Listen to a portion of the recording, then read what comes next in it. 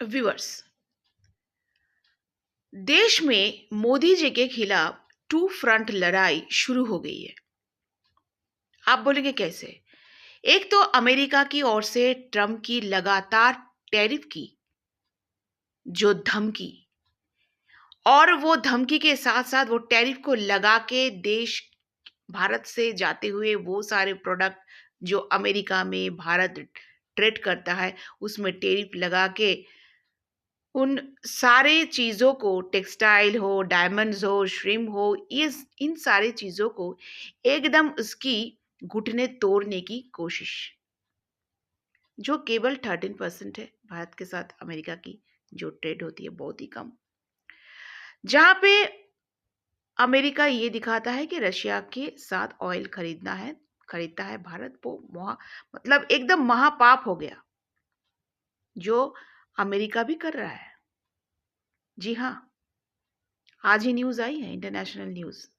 America भी Russia के साथ ऑयल की खरीदारी में बातचीत कर रहे हैं, और चाइना तो कर ही रहा है, लेकिन उन पे इतना सख्ती नहीं।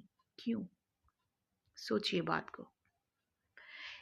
क्योंकि इन 11 सालों में हमारे सरकार पीएम मोदी ने जो एक तरह से जो वैश्विक जो उन्नति की है, जो एक आर्थिक दृष्टि से भारत आगे बढ़ रहा है, उसको जानते हुए, पहचानते हुए अमेरिका की भूल हो गई कि एक तो चाइना हो गया भाई, उसको ही संभालना मुश्किल हो गया, लेकिन भारत अगर खड़ा हो गया तो डॉलर भी गया, डॉलर की इम्पोर्टेंस चली गई।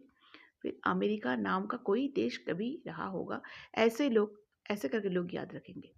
तो इसी चीज को सक्सेस ना होने देना, अच्छी तरह समझिए।